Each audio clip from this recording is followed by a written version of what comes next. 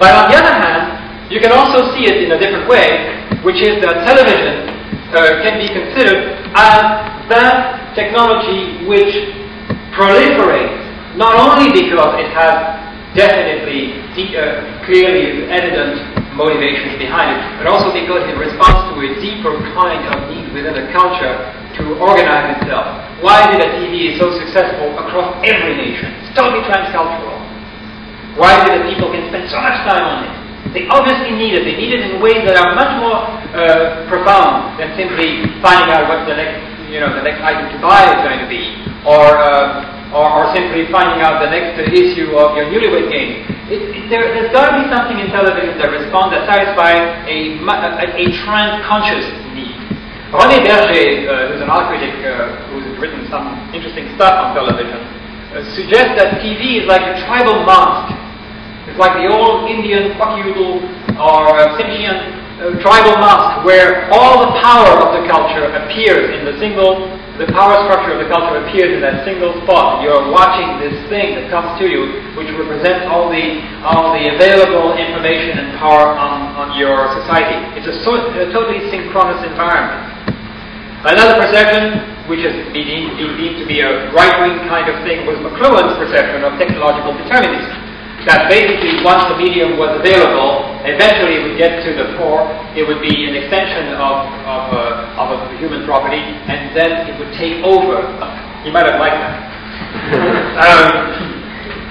Now, these changes and these inversions are pretty complicated matter, and we don't know all about it. And academics and artists explore them as best they can, because apart from the occasional Royal Commission, nobody else does. Now, you'll see, I take artists very seriously. I don't think that the popular idea of what art role is, and that really means a lot of you people involved in researching and developing new things. A lot of the popular culture of art is ornamentation. I will prove to you that it's far more than ornamentation. It is at least everywhere as important as economy, as a business exchange, but it is never played on the same wavelength, so to speak, and it doesn't look as significant. But you will see that in the history of media particularly, artists have played a dominant role, more so than politicians. So, basically one of the roles of the arts, and this is the kind of thing that I have been pushing ever since I was ever since I got to know McLuhan and began to work at the McLuhan program, pushing the arts dimension, which was eliminated by my own School of Graduate Studies, by the way. But that doesn't make any different sense than usual.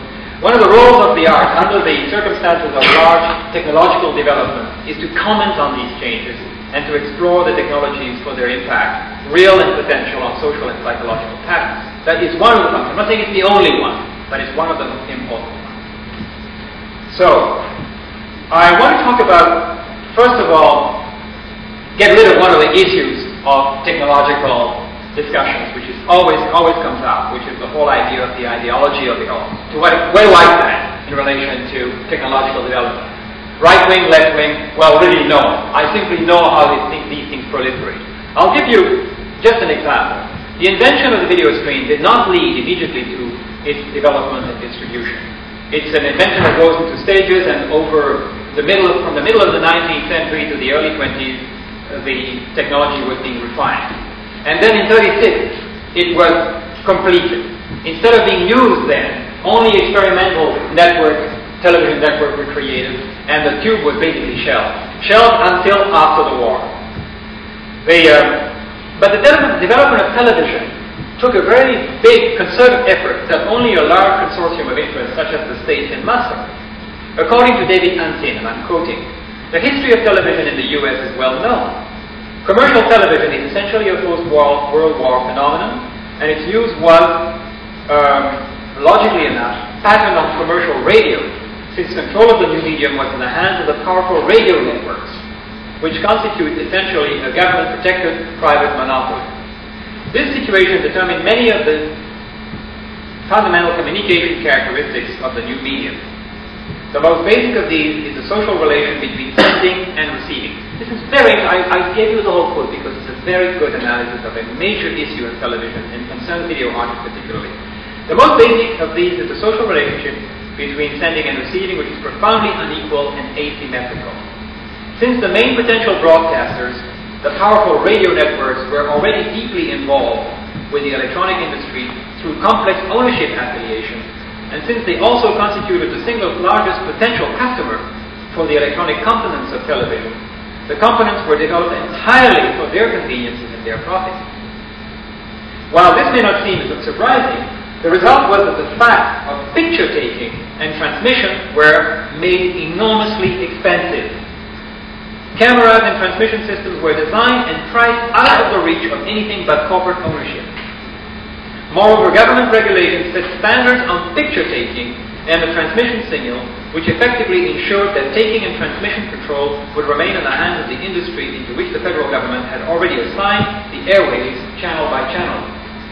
This is a very important development. Now, I'm not making a left-wing dig at a right-wing situation here. What I'm saying is, it sounds like it, because I'm taking somebody else's voice. What I'm really saying is that it sometimes takes that kind of power and organization to make a technology that eventually will transform the world, including transforming the political scene, available to everybody. And there are two cases, or in fact more than two cases, I'll give you several more, cases where the government or the state interferes into the distribution of technology, which actually have had very powerful effects. The receivers alone were priced within the range of individual ownership. This fundamental ordering, establishing the relationship between the taper sender and the receiver, has of course been worked out at commercial rate.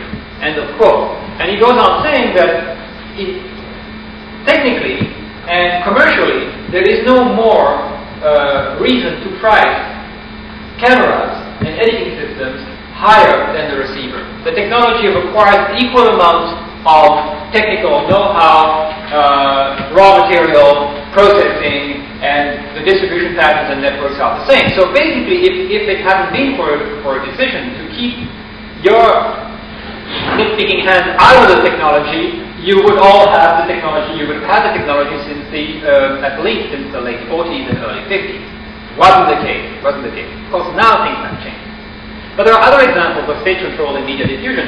Hitler's cheap radio as a model formula for social control. Hitler made the Volksampung. I forget, I'm not quite sure I get the right word here, but the Volkswagen was the car for the people, the Volksampung was the radio or the receiver for the people. It was made dirt cheap, distributed everywhere. Why? Because it was the perfect outlet for the voice of the poor, telling how to lead your life. That was a case of social control, which was, by the way, not lost on the radio moguls of the United States. Then another example is the France Minitel. You may have heard about this video text teletext system that is basically promoted by the post office in France at a time when the telephone in France was a disaster. The French needed to make a big coup in order to reestablish their world reputation for being absolutely lousy at the phone. Somebody said that in France, the phone situation was so bad that half of France was waiting for a telephone, and the other half was waiting for a line, for somebody on the line, because it didn't work. And basically, what they did was they created a very simple video text system called Minitel, and they literally distributed it for free to 2 million French people. Which means that now France is absolutely wired to a video text teletext system, and it is a model in the rest of the world. People make fun of it because a lot of it is used for the telephone rose, the pink telephone, which is calling an erotic scene over the line. But and indeed, that's a market that has although it's short-lived, has had a great quantity of buyers and sellers. But the Minitel is an example of a state-run technology that actually makes a very big change in the social environment. Now, to go back to the right-left wing kind of discussion, you have on the one hand people like Hans